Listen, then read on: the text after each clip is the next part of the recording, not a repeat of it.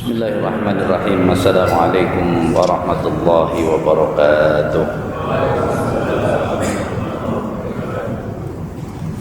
Innal hamdalillah nahmaduhu wa nasta'inuhu wa nastaghfiruh wa na'udzu billahi min shururi anfusina wa sayyiati a'malina.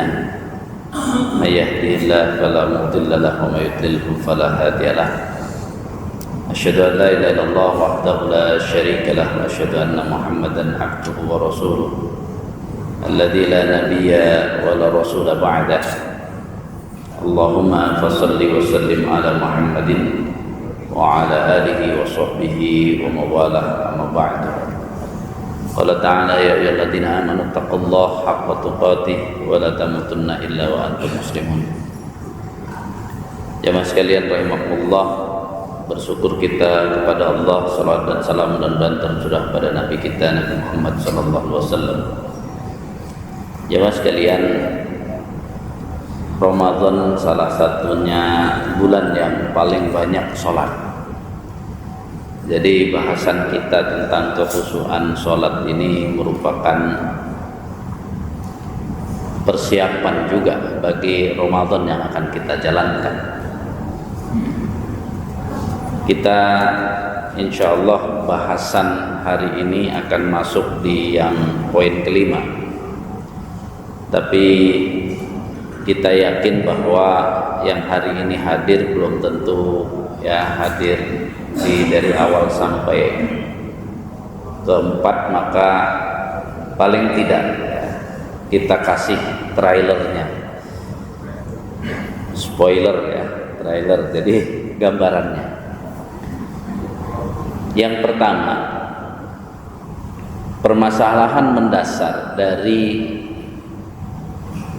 khusyuk ini adalah orang menganggap khusyuk itu bisa kita yang menentukan. Padahal khusyuk tetap 100% yang akan memberi adalah Allah. Lalu posisi kita apa? Posisi kita itu 100% berusahalah untuk khusyuk. Itu jangan salah tangkap dulu. Apakah kalau sudah berusaha 100% khusyuk akan dikasih khusyuk? Wallahu a'lam.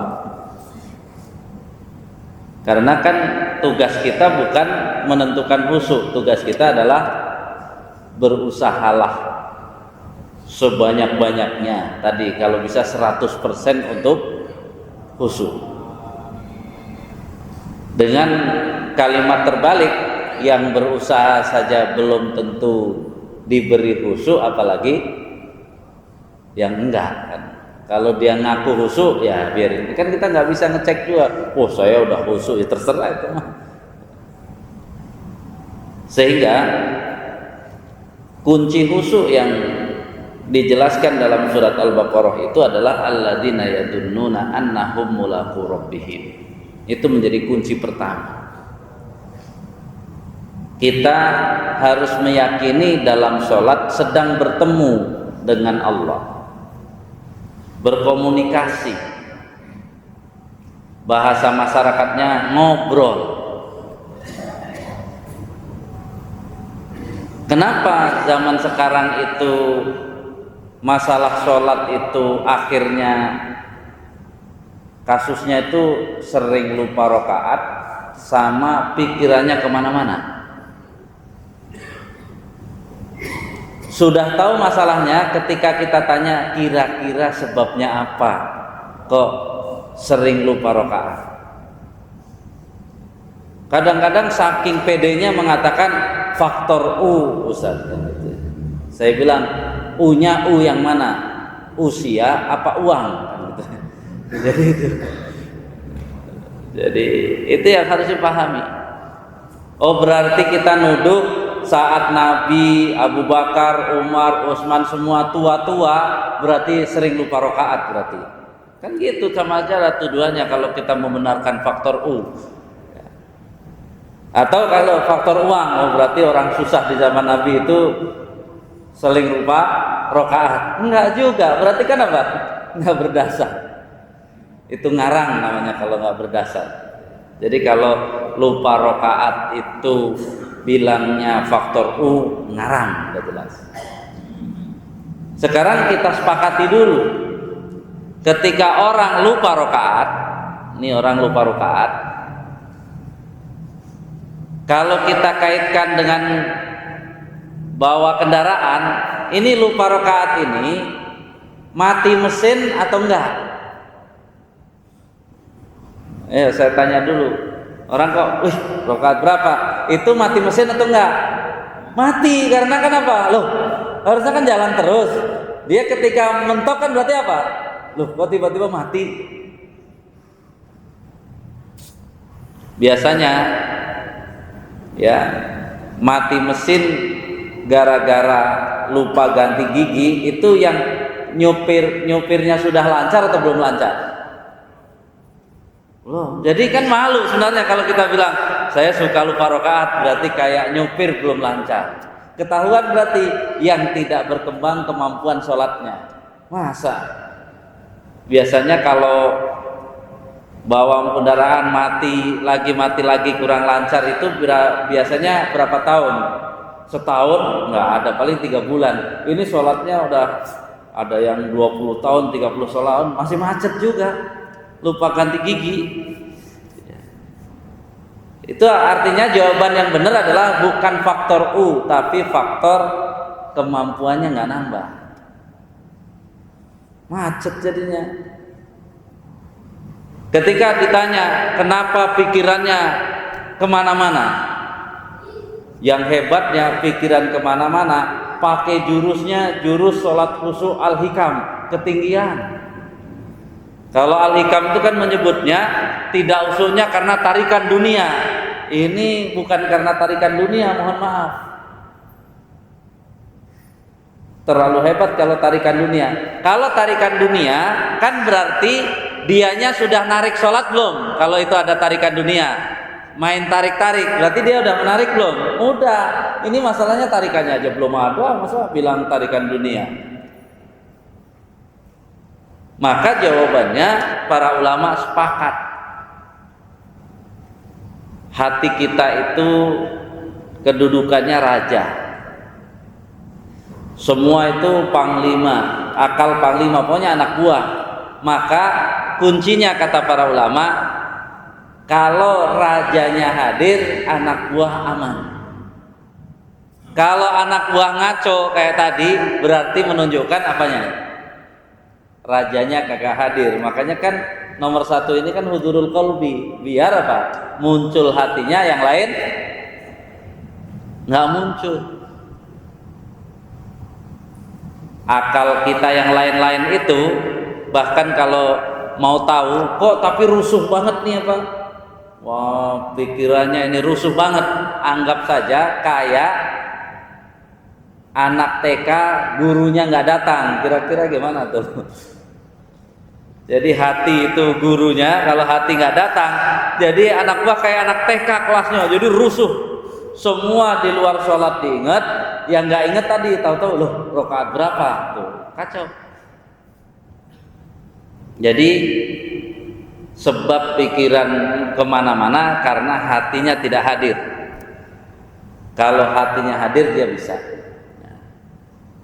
Makanya yang nomor 1 hudurul qalbi ini adalah kita gayanya harus gaya ngobrol gitu, gayanya. Kenapa saya bilang hudurul qalbi baru gaya? Karena gaya itu penting. Maka ketika kita tes, kaum muslimin suruh nanya, apakah dalam dari Allahu Akbar sampai salam itu ada bacaannya atau enggak ada? Ayo coba, ini pertanyaannya memang jebakan. Ada bacaannya atau enggak ada? Halo. Semua orang bilang ada bacaannya semua Pak Ustadz. Oh, ada bacaannya. Padahal kalau kita telusuri, yang disebut bacaan cuma 1, yang diperintahkan untuk baca. Faqra'u ma tayassara minal Qur'an. Bacalah yang mudah dari Al-Qur'an. Tadi yang disebut bacaan aslinya Kalau imam memang Al-Fatihah standarnya baca. Surat itu semua kita boleh baca. Makanya kalau sholat malam sendiri mau ngambil Quran dibaca boleh. Memang perintahnya baca. Cuman pertanyaannya, saat kita sholat sendiri, Al-Fatihah itu perintahnya suruh ngapain? Ayo, suruh apa perintahnya? Apakah suruh baca? Tasbih dalam ruku itu apakah suruh baca perintahnya?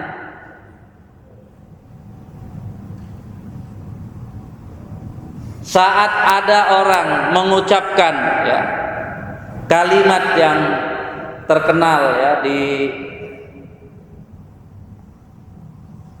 doa iftitah, Nabi menyebutnya apa? Man yakul, kan gitu. Qala yakulu, baca atau ngomong? Yang lain itu omongan, Pak.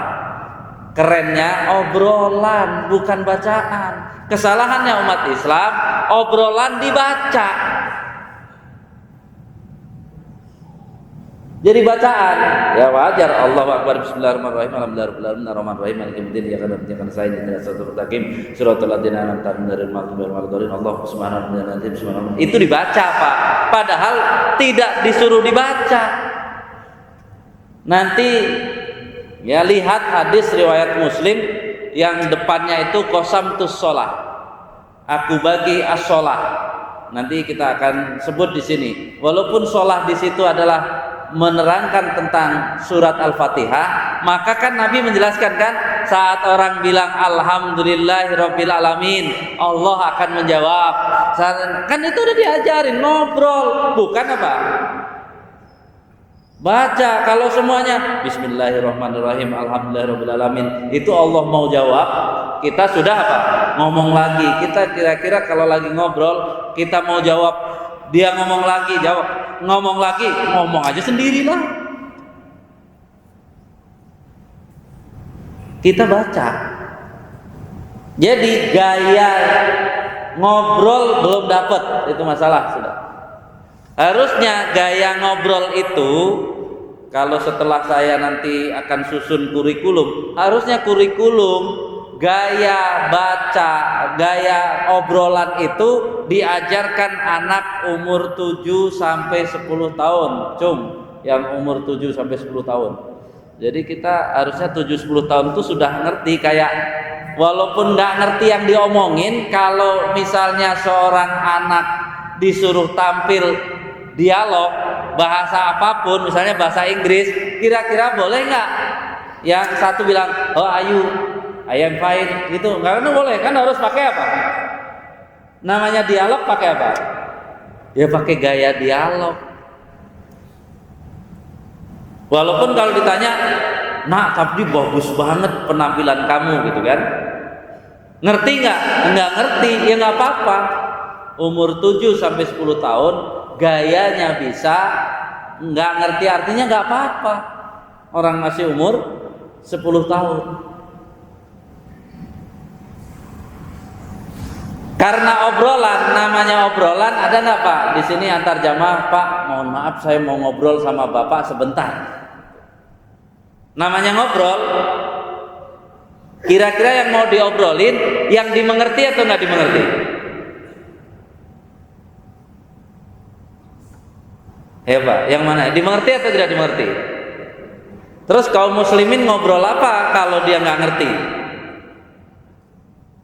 Itu jadi masalah. Makanya targetnya umur 10 tahun sampai 12 tahun, maka harusnya sudah ngerti yang diobrolin. Ya, angkat tangan yang 12 tahun. Kan gitu ya. Wah, kita kan nanti biar semangat, saya kasih tahu begitu tuh, saya udah nggak 12 tahun lagi, ya harus semangat. Kalau ternyata 7-10 tahun saya belum dapat ilmunya, 10 sampai 12 belum dapat juga. Tafahum 2 itu adalah udah ngerti maksudnya. Itu berarti mulai dari SMP sampai ya mulai awal SMP sudah mulai tadabur ucapan sholat secara singkat, harusnya udah ngerti. Kalau saya bilang Malik Yaumiddin itu berarti saya hati-hati jangan banyak berbuat dosa. Kalau saya berbuat dosa berarti siap untuk dibalas. Itu contohnya. Dia udah mengerti minimal itu, sehingga anak SMP sudah apa? Aduh, udah ngerti 5 kali, 17 kali dia ngobrol sama Allah untuk apa? Jangan macem-macem.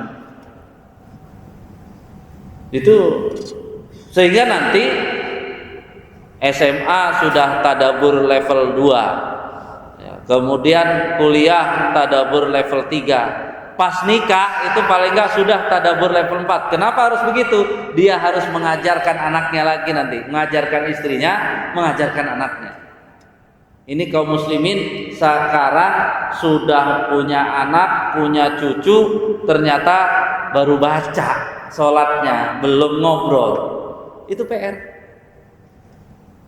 Berarti PR-nya banyak kan?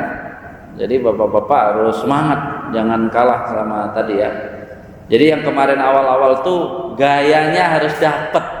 Sholat fardu itu adalah sholat pada level gaya ngobrol. Bismillahirrahmanirrahim. Subhana rabbiyal azim wa bihamdihi. Ya kan biar dijawab dulu baru subhana rabbiyal azim wa bihamdihi. Yang kita saat ini kelihatan banget baca itu adalah Rabbighfirli warhamni wajiburni, dibaca. Padahal udah tahu Rabbighfirli itu artinya minta. Minta kan harusnya apa? Pernah nggak Bapak? Ya Allah ampuni aku, rahmati aku, tutup aibku, beri. Gitu nggak Bapak mintanya? Atau ya Allah ampuni aku, diam dulu. Bapak kalau berdoa yang mana? Ya harusnya bacanya berarti apa? Rabbighfirli, diam dulu. Warhamni, diam dulu. Oh Ustadz kalau kayak gitu apalagi di rest area imam sudah sujud, nggak usah dipikirin dulu. Ini kan yang penting ngerti ilmunya. Kita kan akhirnya nebak, oh berarti ini yang jadi imam nggak ngerti ilmunya. Masa ya doanya dibaca doang. Kita jangan pernah suka apa yang kita pelajari seolah-olah tidak bermanfaat karena yang mempraktekkan banyak yang salah. Ya salah cara pikir kita. Kita harus punya cita-cita suatu saat imam itu harus ngerti juga. Biar apa? Ada perubahan. Kan itu yang harus dipahami oleh kita. Bukan kita ngikut yang salah. Ya makanya ketika orang nanya gimana Ustaz, ya sudah, kalau Rabbighfirli, imam Allahu Akbar ikut Allahu Akbar, udah sah. Kenapa sih?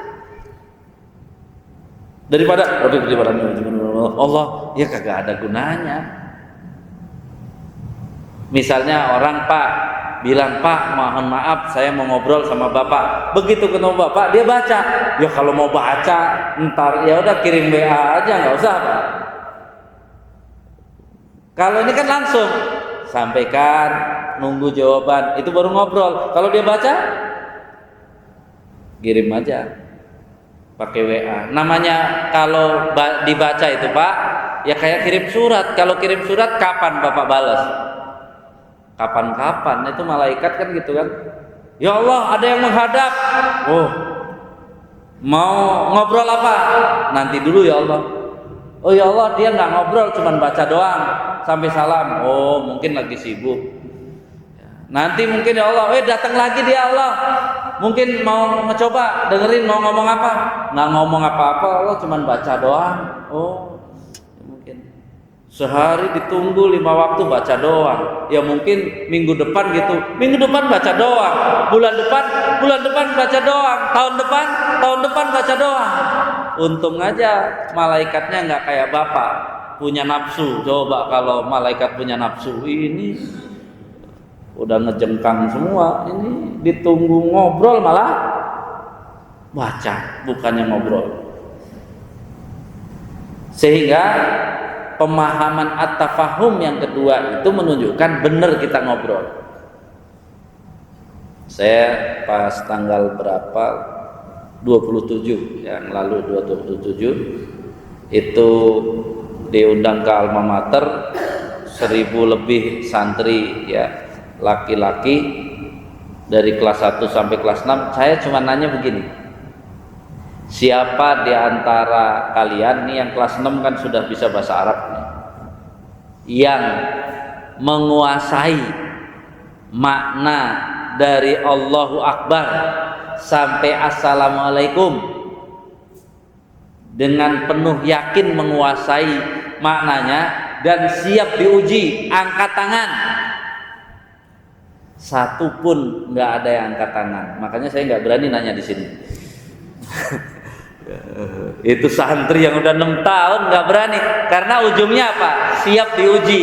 Kalau saya tidak pakai kata-kata siap diuji, nanti main angkat tangan aja nggak diuji ini. Begitu dipakai siapa yang menyatakan sudah ngerti dan siap diuji angkat tangan, nggak ada yang berani angkat tangan. Berarti kan kalaulah ada ngerti sepotong-sepotong, ngerti pun nggak meyakinkan, diuji takut salah, kan namanya belum menguasai beneran. Kalau sudah menguasai langsung angkat tangan dia, gitu ya. Itu udah 6 tahun di pesantren Pak, yang kelas 6 bahasa Arab udah bisa. Ya, berarti artinya sudah tahu, tapi untuk meyakinkan dari sholatnya dia belum yakin. Makanya nggak ada yang angkat tangan. Ini menjadi catatan bagi kita. Ya. Baru kemudian karena kita memahami, akhirnya takzim itu akan tumbuh. Karena takzim itu kan apa? Ya saya menghadap Allah, masa pakaiannya sembarangan. Ketika di jamaah ibu-ibu itu yang sering pertanyaan ibu-ibu itu, Pak Ustadz, bagaimana, boleh nggak kalau sholat kita cuman pakai ya daster doang kemudian ditutup mukena? Kagak usah nanya kalau hukum fikihnya mesah, tapi kalau pas bab takzim nanti kita undang aja wali kota datang ke majelis taklim ibu-ibu, diumumkan semua ibu-ibu tolong pakai daster dan pakai mukena. Saya nanya, mukenanya dicucinya berapa hari sekali? Seminggu sekali. Nah udah, plus mukena yang seminggu belum dicuci. Kan gitu, keren kan gitu ya. Nggak berani, tapi sama Allah berani. Jadi takzimnya belum tumbuh. Takzim, jadi kita harus bersih, disuruh wangi, itu kan takzim. Jadi bukan masalah, wah udahlah yang penting sah. Kalau sah nggak usah ngomong khusyuk. Kehusyuan kalau sudah bicara tafahum, takzim, al-haibah, itu bukan untuk sholat fardu, bukan. Jadi kalau udah level sampai semua level itu, nanti prakteknya di mana? Prakteknya di sholat malam. Cuman urutan lamanya sholat itu paling cepet sholat qobliyah. Cepet nomor 2, nggak terlalu lama, adalah sholat fardu. Jadi sudah jelas. Lebih lama dari sholat fardu adalah sholat ba'diyah. Lebih lama dari ba'diyah namanya sholat malam. Saya mau nanya, apa sholat malam yang kadang lebih cepat dari sholat qobliyah? Sholat malam yang kadang-kadang dipraktekkan orang muslim lebih cepat dari qobliyah. Sholat apa? Sholat tarawih. Kan aneh, sholat tarawih itu Pak bukan qobliyah. Tarawih itu dia sholat malam statusnya. Sholat malam dalam teorinya harusnya lebih lama ya. Berdirinya, ruku, sujudnya harusnya lebih lama dari sholat fardu. Harusnya lebih lama. Tapi saking kita ilmu tadi nggak menjunjung tinggi teori, padahal keikhlasan itu kan dari teorinya dulu. Maka kadang-kadang sering, kan ini sholat berjamaah Ustaz. Semua hadis sholat berjamaah yang memperhatikan anak kecil, memperhatikan orang tua, memperhatikan orang sakit itu sholat fardu apa qiyamul lail? Itu fardu Pak. Kalau qiyamul lail, orang tua yang suka sakit kemudian tadi suruh persiapan lebih. ada persiapan kursi, silahkan. Kalau nanti agak lebih lama bisa duduk, kan harusnya ke sana ilmunya, bukan apa? Standar sholat malam ributnya pakai hadis-hadis sholat fardu kan? Tuh kan katanya nggak boleh panjang-panjang, nggak nyambung. Sholat malam itu sholat paling panjang dalam teori, paling lama. Itu kalau benar teorinya ya. Makanya perjuangannya itu sama saja udah bagus dulu, sama sajalah sholat isya dan sholat tarawih segitu bagus sudah. Seringnya kan kebanyakan masjid-masjid sama apa lebih cepat? Lebih cepat ya. Berarti pas sholat fardu ketemu Allah, pas sholat tarawih ketemu asisten, jadi boleh dia Pak dicepetin. Padahal sama-sama ketemu Allah, bahkan di sholat malam ya. Nah kemarin Al-Haibah sudah kita masuk ya, mudah-mudahan nanti bisa singgung biar nggak tambah ya. Ar-Raja, Raja itu pengharapan. Makanya sini saya masih memakai garis miring bacaan karena umum taunya bacaan, tapi mulai sekarang rubah dengan ucapan bukan bacaan ya. Mengucapkan itu rata-rata harus sepenuh hati. Kalau baca sholat bisa cepat itu pasti bukan mengucapkan, dia cuman apa?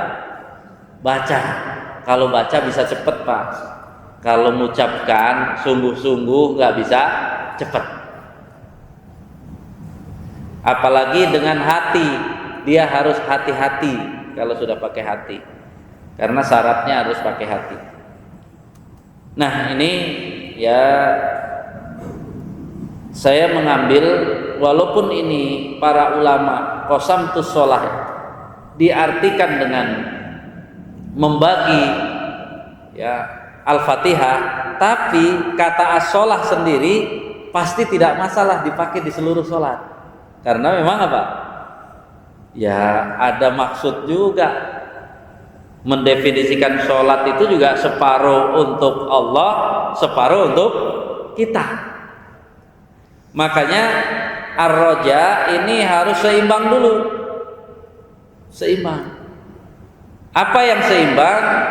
Iyyaka na'budu dan iyyaka nasta'in. Banyak orang setelah ngerti, oh sholat ini kan mau minta tolong, dia khusyuk katanya, alhamdulillah Pak Ustadz saya sholatnya sudah bisa khusyuk. Kok bisa? Padahal belum belajar. Iya. Kenapa khusyuk? Ya kan sholat itu untuk minta. Oh untuk minta. Jadi dia Allahu Akbar Bismillahirrahmanirrahim Allahu Akbar Allahu Rabbana lakal hamdu Allahu Akbar ya, jadi pas Allahu Akbar sujud baru lama dia karena mau minta. Pas sujud lama dia minta. Jadi dia curang. Iya karena budunya asal-asalan langsung iya karena stain. Itu kalau nggak pakai ilmu jadinya begitu. Maksudnya itu kalau bukan masalah mintanya, walaupun ar-raja itu cenderung kepada permintaan, tapi kalau sudah membahas khusyuk itu adalah keseimbangan. Harus seimbang antara na'budu dengan nasta'in. Seolah-olah kalau kita mau nasta'innya banyak, na'budunya yang banyak dong. Kok tiba-tiba nggak pakai iyyaka na'budu langsung iyyaka nasta'in? Tadi sholatnya baca, giliran sujud lama karena doanya banyak katanya. Duduk antara dua sujud, sujud lama lagi kenapa? Mau minta. Itu namanya sholat iyyaka nasta'in doang. Maka belum bisa disebut ar-raja. Dalam permintaan itu menggunakan strategi doa memang. Kalau ar-raja menggunakan sholat dengan standar ar-raja itu kan berarti tadarruan wa khufyatan. Suara merendahkan diri kepada Allah, suara lembut karena takut tidak diberi atau menghibah. Ini suara Sudah beda dengan sekedar ngobrol, ini suara. Ya. Jadi sholat malam itu apalagi di rumah sendiri. Nanti kalau kenapa Nabi misalnya walaupun itikaf nggak sholat berjamaah mojok karena pengen bener-bener mintanya boleh dengan suara tadi Pak, kalau sendiri Bismillahirrahmanirrahim, banyak diamnya dia Allah. Nanti Bapak belajar saja itu dalam Riyadhus Shalihin Nabi sholat ya. Ini keseimbangan dulu ya, saya balik ke keseimbangan. Nabi sholat yang waktu baca 5 juz. Kenapa 5 juz? Al-Baqarah, An-Nisa, Al-Imran itu 5 juz. Baca lagi hadisnya, rukunya selama berdirinya, i'tidalnya selama rukunya, sujudnya selama i'tidalnya. Lihat lagi coba, seimbang. Jadi kalau kita kenalnya cuman baca tasbih 3 kali itu kan masih minimal juga. Maksimalnya kan ya tadi kalau standarnya kayak baca 5 juz, kira-kira Nabi ngapain pas ruku? Bengong gitu. Ya kita masa Nabi bengong? Ya apa saja. Mau tasbih terus menerus juga boleh. Ya, hatinya sambil mencurahkan juga silahkan.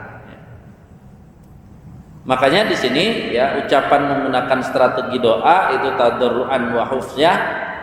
Makanya kalau disebut di sini nanti ya ar-raja itu ini modal dari ar-raja itu memuji dan bertasbih dengan tadarruan dan hufziyatan juga. Jadi jangan doanya doang ngebut ke sujud baru sujud lama, itu curang. Harusnya kan dari Allahu Akbar tetap pelan gitu ya.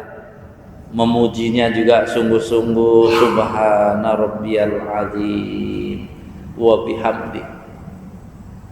Subhana rabbiyal azim wa bihamdi. Apalagi bacaan itu ya, bacaannya mantap sekali itu. Rabbana lakal hamdu. Mil'us samawati wa mil'ul ardi.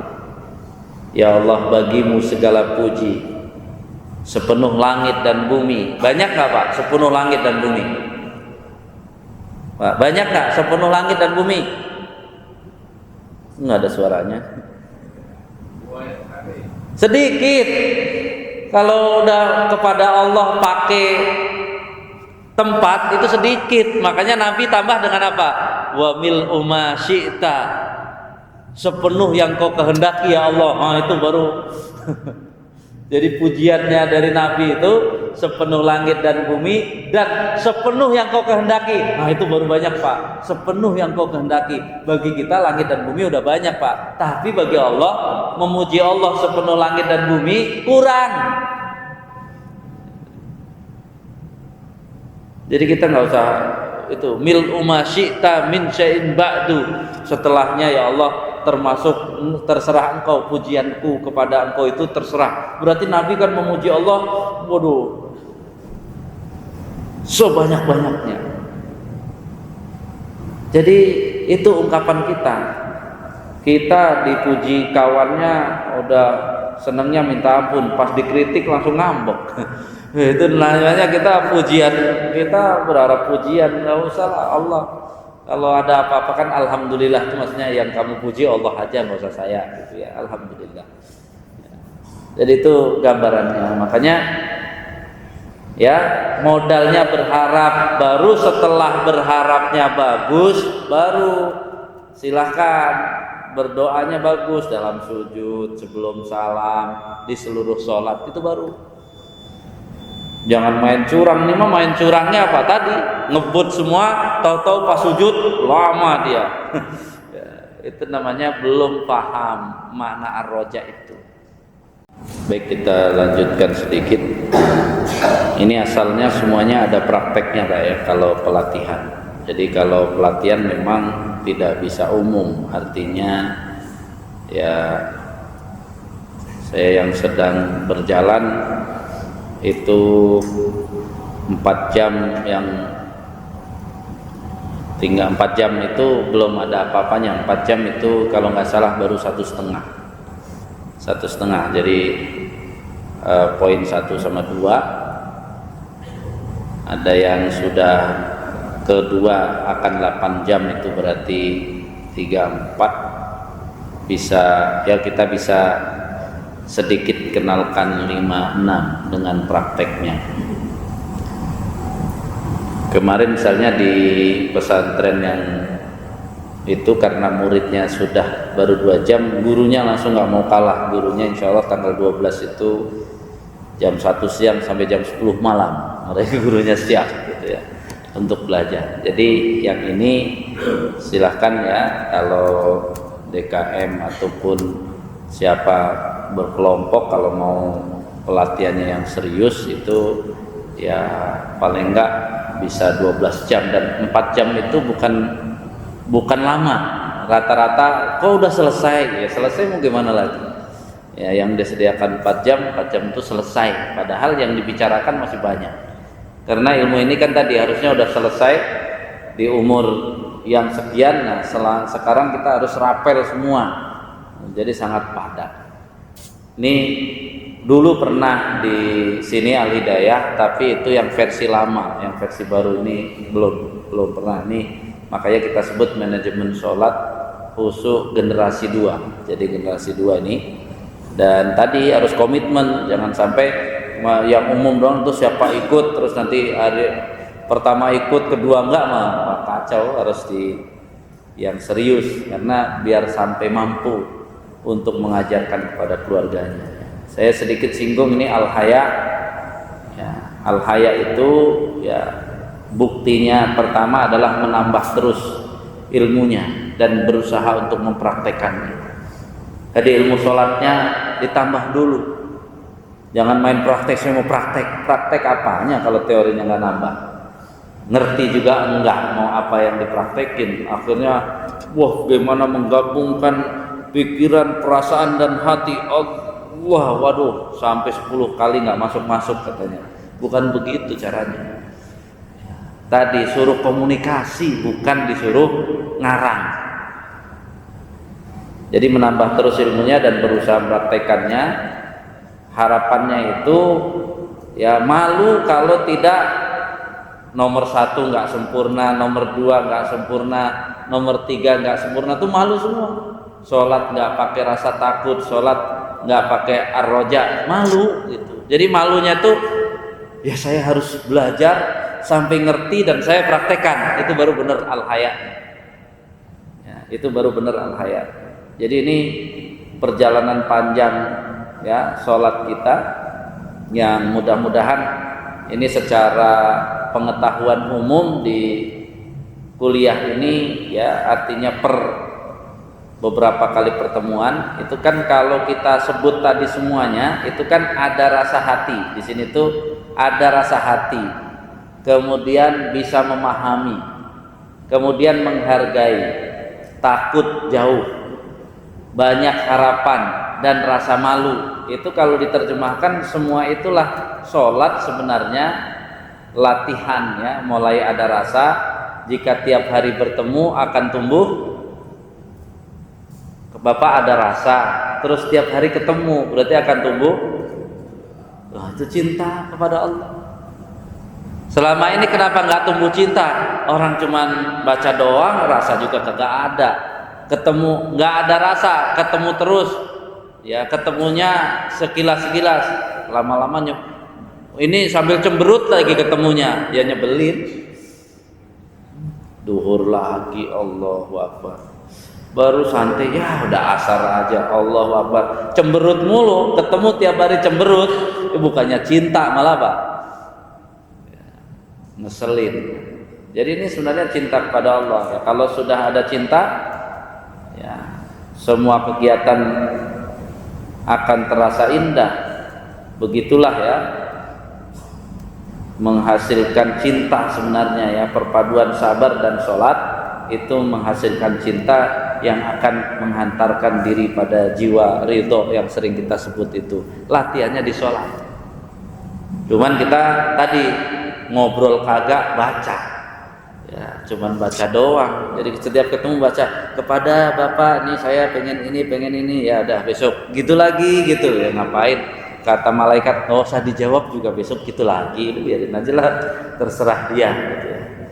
Jadi ini gambarannya, mudah-mudahan bermanfaat. Dan sekali lagi ya, kalau mau yang sepotong langsung lengkap ya memang harus pelatihan. Cuman pelatihan membutuhkan waktu khusus, dan di samping waktu khusus tadi membutuhkan pendaftar khusus gitu ya.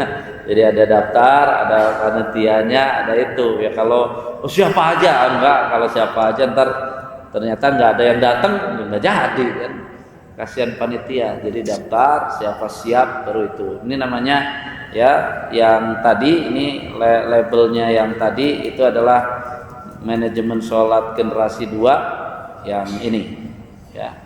Ini generasi 2 itu yang ini metodenya.